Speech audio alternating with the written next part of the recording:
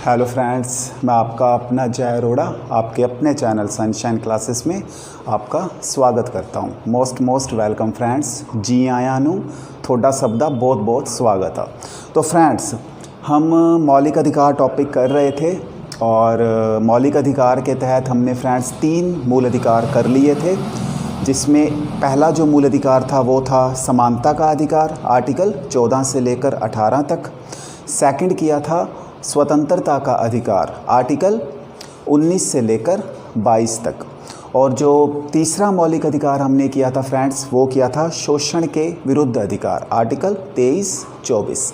और ये तीनों मैंने अच्छी तरह से समझा दिए थे फ्रेंड्स।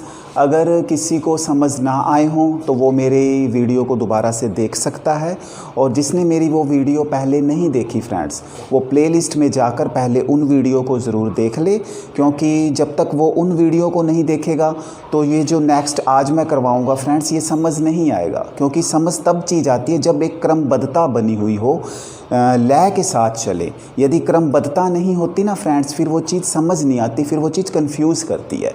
ओके, तो आज हम मौलिक अधिकार को आगे बढ़ाते हैं फ्रेंड्स। आज हम 2 मौलिक अधिकार करेंगे।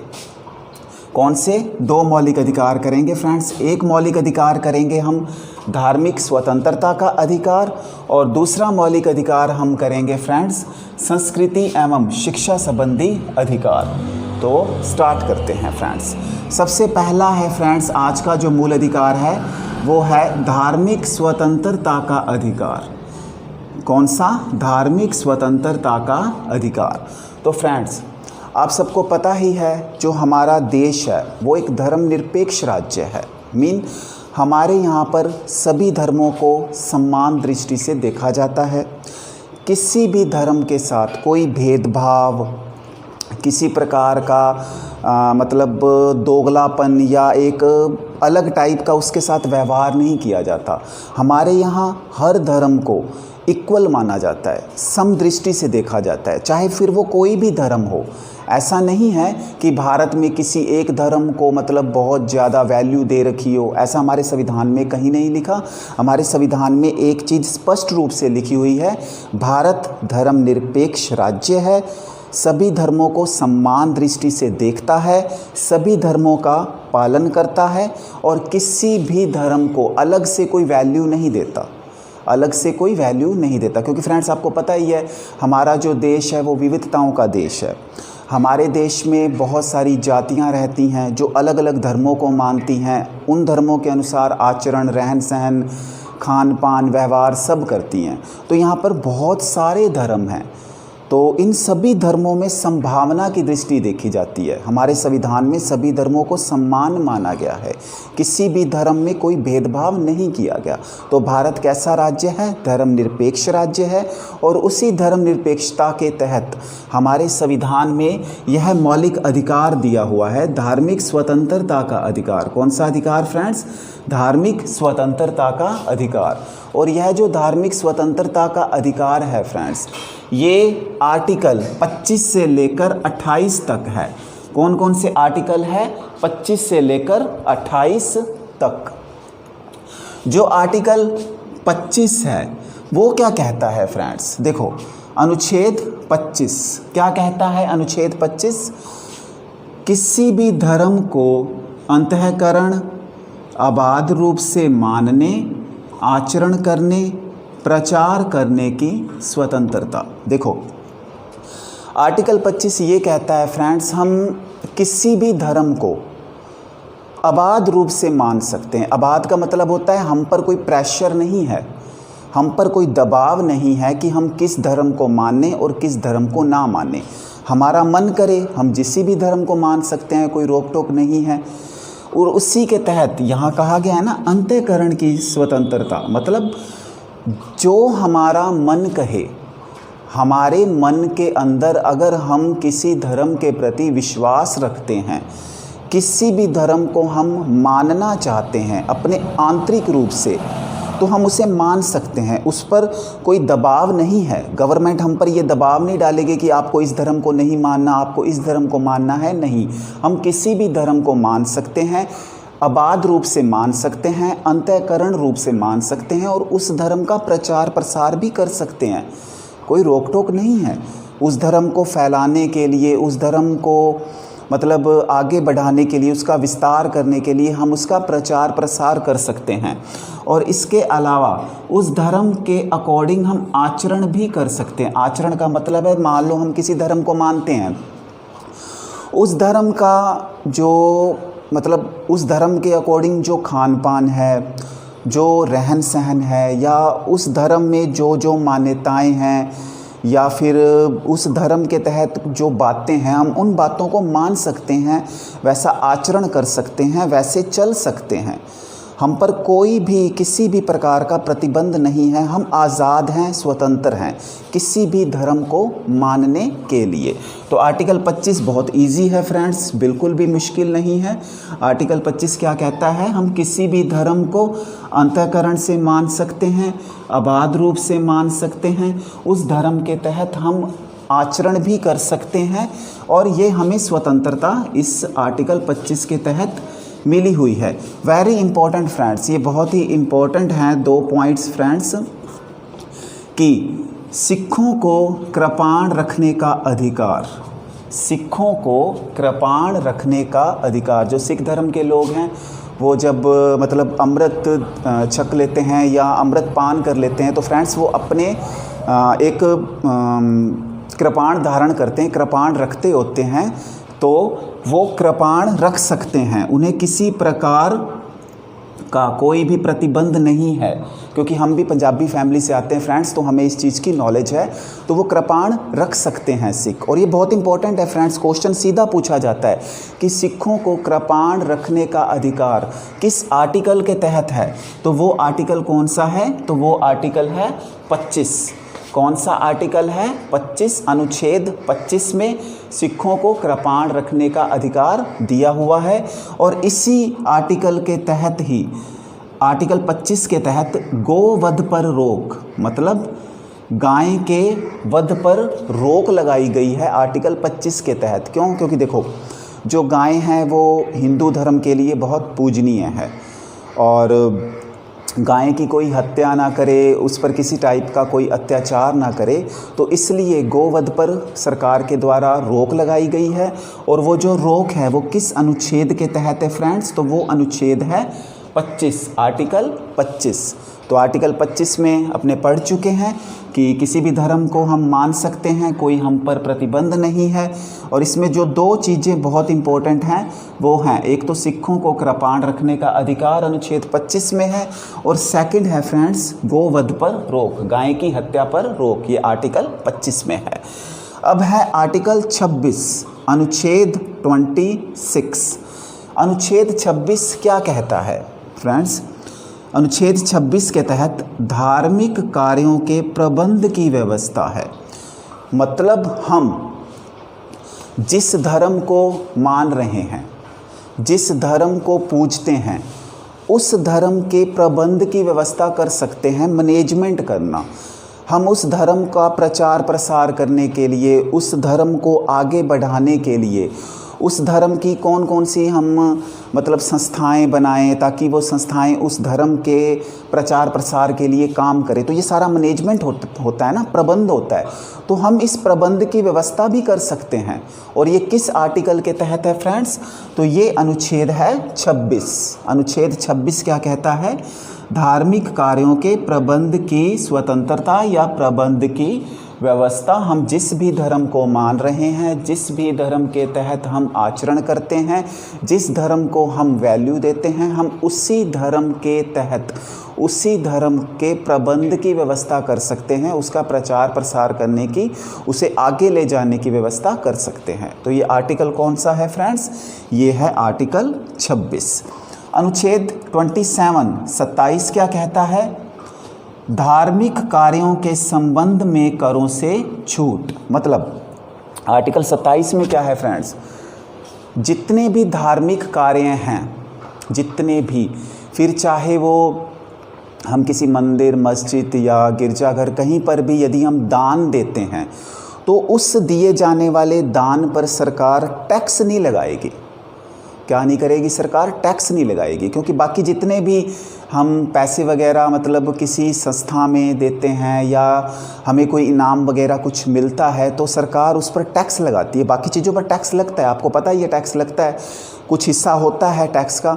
लेकिन जितने भी धार्मिक कार्य होंगे, फिर चाहे हम किसी भी प्रकार का दान दें, चढ़ावा, मतलब कुछ भी करें, तो धार्मिक कार्यों के तहत किसी भी प्रकार का कर नहीं लगेगा, किसी भी प्रकार का कर नहीं लगेगा। तो आर्टिकल 27 में क्या है, धार्मिक कार्यों के संबंध में करों से छूट है। किसी भी प्रकार का कर धार्मिक कार्यों के तहत नहीं लगाया जाएगा। उसके बाद है फ्रेंड्स अनुच्छेद 28, आर्टिकल 28 क्या कहता है, राज्य निधि से पूर्णतः पोषित शिक्षण संस्था में कोई धार्मिक शिक्षा नहीं दी जाएगी। मतलब ऐसी शिक्षण संस्थाएं जो राज्य सरकार के द्वारा चलाई जा रही हैं, राज्य सरकार के द्वारा पूरी तरह से पोषित हैं, वहाँ किसी भी प्रकार की धार्मिक शिक्षा नहीं दी जाएगी। मतलब किसी ऐसी शिक्षण संस्था में जो राज्य सरकार के द्वारा चलाई जा रही है, वहाँ पर्टिकुलर किसी धर्म के बारे में शिक्षा नहीं दी जाएगी। ऐसा नहीं होगा कि स्कूल में किसी एक धर्म को तो बढ़ा चढ़ा के दिखाया जाए और बाकी धर्मों को गौण कर दिया जाए। इससे क्या होगा, इससे जो अलग धर्म के बच्चे पढ़ने वाले हैं उनमें एक प्रकार से हीनता की भावना आ जाएगी। तो सभी धर्मों को सम्मान माना जाएगा, किसी भी प्रकार की धार्मिक शिक्षा नहीं दी जाएगी। तो ये हो गया फ्रेंड्स हमारा धार्मिक स्वतंत्रता का अधिकार। बहुत इजी था, सिर्फ 4 आर्टिकल्स हैं, 25, 26, 27, 28। 25 में क्या है, किसी भी धर्म को आप मान सकते हो, उसी के अनुसार आचरण कर सकते हो। 25 में जो 2 इंपॉर्टेंट चीज़ें हैं वो हैं, एक तो सिखों को कृपाण रखने का अधिकार और सेकंड है गोवध पर रोक। आर्टिकल 26 क्या है, देखो जब हम किसी धर्म को मानते हैं तो उसकी प्रबंध की व्यवस्था भी तो करते हैं ना, क्योंकि हम चाहते हैं वो धर्म आगे प्रचार प्रसार करे, उन्नति करे। तो उसके लिए फिर क्या होगा, धार्मिक कार्यों के प्रबंध की स्वतंत्रता। आर्टिकल 27 क्या है, जितने भी धार्मिक कार्य होंगे, दान चढ़ावा वगैरह कुछ भी जो धर्म से रिलेटेड है, धार्मिक है, उसमें सरकार किसी भी प्रकार का कोई भी कर नहीं लगाएगी, टैक्स नहीं लगेगा। और लास्ट है आर्टिकल 28 क्या कहता है फ्रेंड्स, कोई भी शिक्षण संस्था जो राज्य सरकार के द्वारा पूरी तरह से पोषित है, जिस पर पूरी तरह से राज्य सरकार का अधिकार है, जो राज्य सरकार के द्वारा चलाई जा रही है, वहाँ किसी भी प्रकार की कोई भी धार्मिक शिक्षा नहीं दी जाएगी जिससे कि दूसरे धर्म के बच्चों में कोई हीन भावना पैदा ना हो। उम्मीद करता हूँ फ्रेंड्स धार्मिक स्वतंत्रता का अधिकार आपको अच्छी तरह से समझ आ गया होगा। अब अपने करते हैं नेक्स्ट अधिकार नंबर 5, संस्कृति एवं शिक्षा संबंधी अधिकार। कौन सा अधिकार फ्रेंड्स, संस्कृति एवं शिक्षा संबंधी अधिकार। और इसमें सिर्फ और सिर्फ 2 ही अनुच्छेद हैं, 29 और 30। सिर्फ 2 अनुच्छेद हैं फ्रेंड्स, याद करने में दिक्कत नहीं होगी। 29, 30 में क्या है, संस्कृति एवं शिक्षा संबंधी अधिकार। और ख़ासकर इसमें जो इम्पोर्टेंट चीज़ है फ्रेंड्स वो याद रख लेना, ये जो अधिकार है ना, संस्कृति एवं शिक्षा संबंधी अधिकार, ये अल्पसंख्यक वर्गों के लिए है। कौन से वर्ग के लिए है, अल्पसंख्यक वर्ग। अल्पसंख्यक वर्ग क्या होते हैं, अब आप पूछोगे सर अल्पसंख्यक क्या होता है। तो फ्रेंड्स अल्पसंख्यक एक ऐसा वर्ग है जो संख्या में बहुत कम होता है, मतलब जिसकी पॉपुलेशन कम है।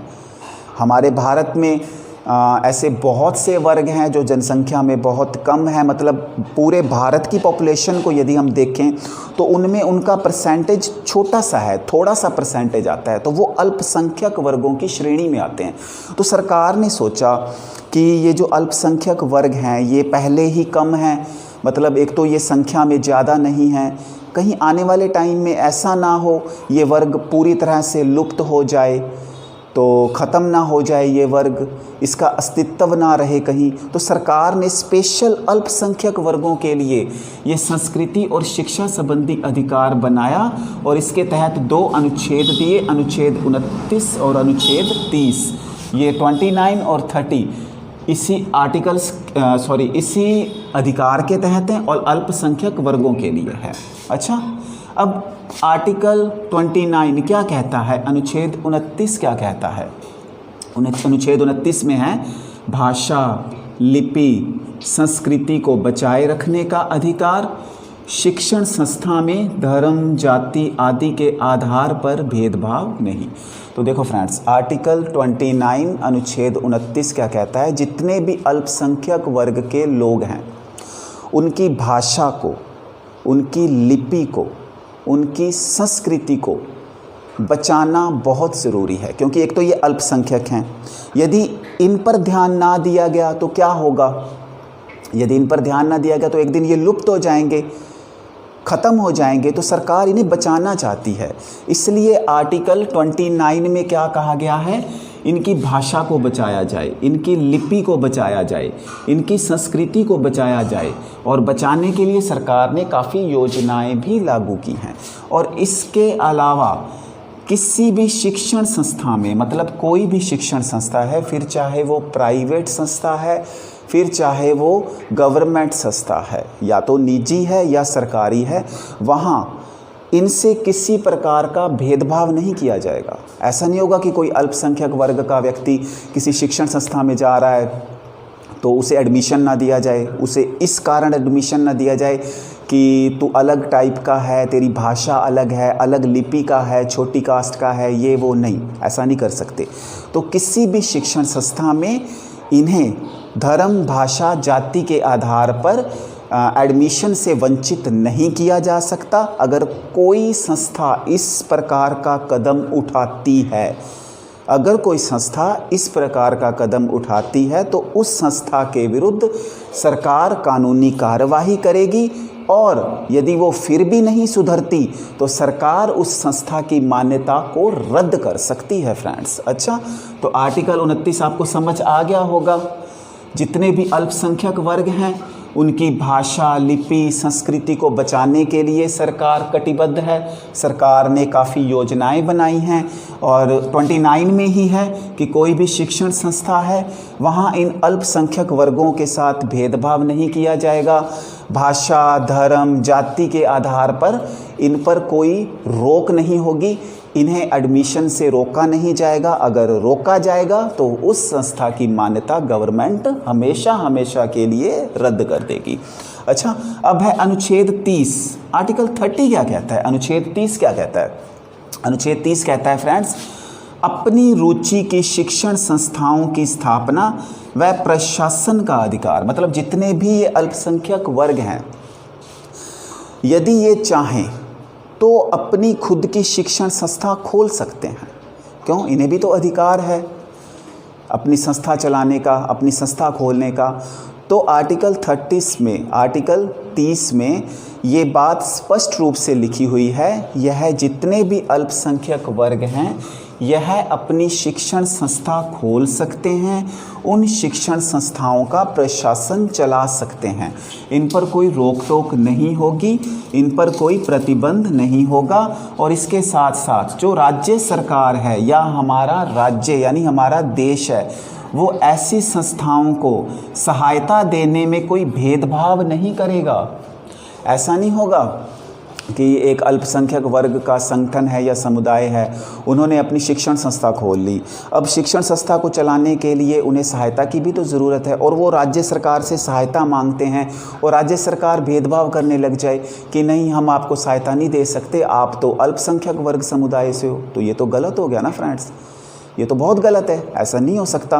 तो गवर्नमेंट ने स्पेशली आर्टिकल 30 में ये कहा हुआ है कि कोई भी अल्पसंख्यक वर्ग का जो भी संगठन है वो अपनी शिक्षण संस्था बना सकता है, उसका प्रशासन कर सकता है, उसे चला सकता है, कोई प्रतिबंध नहीं है।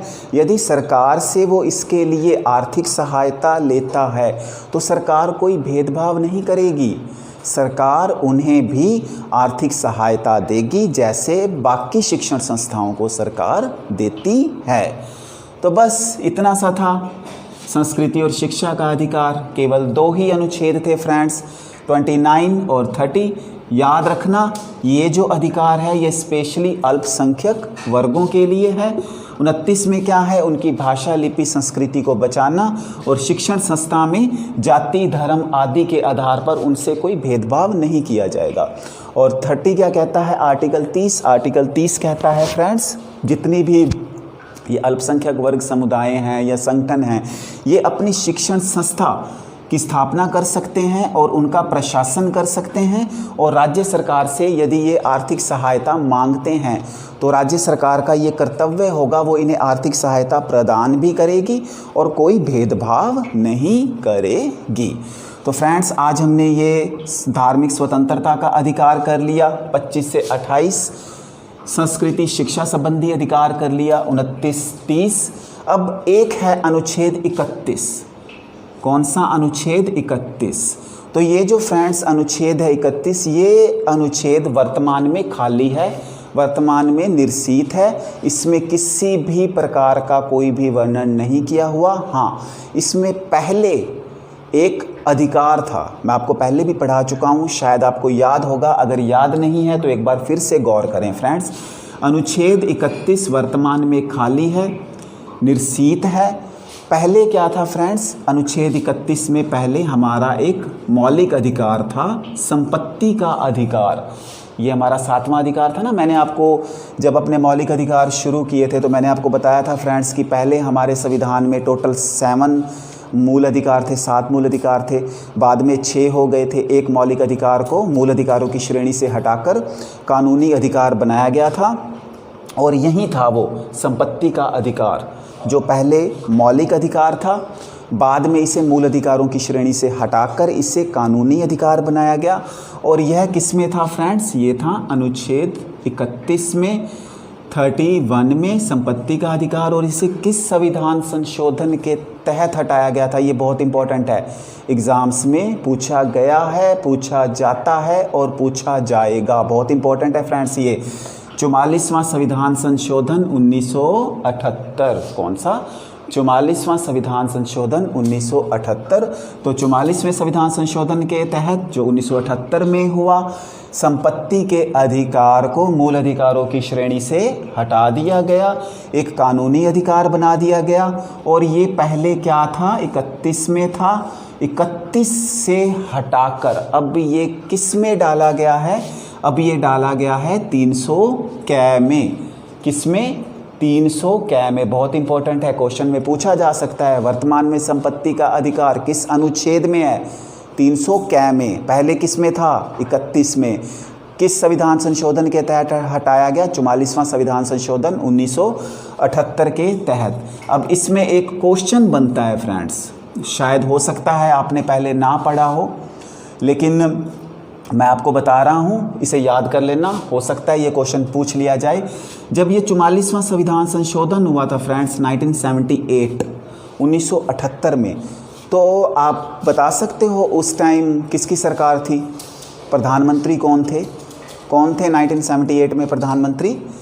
तो 1978 में जो फ्रेंड्स प्रधानमंत्री थे वो कौन से थे? वो थे मोरारजी देसाई। कौन थे फ्रेंड्स? मोरारजी देसाई। और पहली बार ऐसा हुआ था 1977 में कि कांग्रेस के अलावा कोई पार्टी सत्ता में आई थी और वो पार्टी थी जनता पार्टी। और 1978 में भी जनता पार्टी थी। तो 1978 में जब संपत्ति के अधिकार को हटाया गया तो उस टाइम प्रधानमंत्री कौन थे? प्रधानमंत्री थे मोरारजी देसाई। तो आज के लिए फ्रेंड्स इतना ही। अब नेक्स्ट वीडियो में हम एक बहुत ही इम्पोर्टेंट अधिकार और हमारा लास्ट अधिकार करेंगे, संवैधानिक उपचारों का अधिकार। बहुत इम्पोर्टेंट है फ्रेंड्स वो, मतलब हमारे जितने भी ये अधिकार हैं ना 14 से लेकर 31 तक, 14 से लेकर 31 तक, यदि इन अधिकारों का कोई उल्लंघन करता है या इन अधिकारों से हमें कोई वंचित करता है तो हम उन अधिकारों की सुरक्षा के लिए उस संविधान संशोधन मतलब हम उन अधिकारों की सुरक्षा के लिए हम संवैधानिक उपचारों के अधिकार के तहत सुप्रीम कोर्ट या हाई कोर्ट में अपील दायर कर सकते हैं। वो हम कल करेंगे। कल मैं आपको बताऊंगा कि संवैधानिक उपचारों का अधिकार क्या है और उसमें 5 प्रकार की रिटें आएंगी जो बहुत इंपॉर्टेंट हैं। मोस्टली रिटों से क्वेश्चन पूछा जाता है, आरएस प्री में पूछा जाता है और मेंस में तो यहाँ से पक्का क्वेश्चन पूछा जाता है। आरएस मेंस में 100% मोस्टली पूछा जाता है रिट से क्वेश्चन। तो 5 प्रकार की रिटें हैं और कल मौलिक अधिकार हमारा ख़त्म हो जाएगा, उसके बाद हम न्यू टॉपिक करेंगे। अब आपको ये वीडियो अगर अच्छी लगी हो फ्रेंड्स तो please like share and comment ज़रूर करना एंड मेरे चैनल को सब्सक्राइब ज़रूर करना, क्योंकि इतनी इंपॉर्टेंट वीडियो जब मैं डालूँगा अगर आपने सब्सक्राइब किया हुआ है तो आपको उसका नोटिफिकेशन मिल जाएगा। आज के लिए इतना ही फ्रेंड्स, अब मिलते हैं नेक्स्ट क्लास में नए जोश के साथ, नई उमंग के साथ। तब तक के लिए जय हिंद, जय भारत।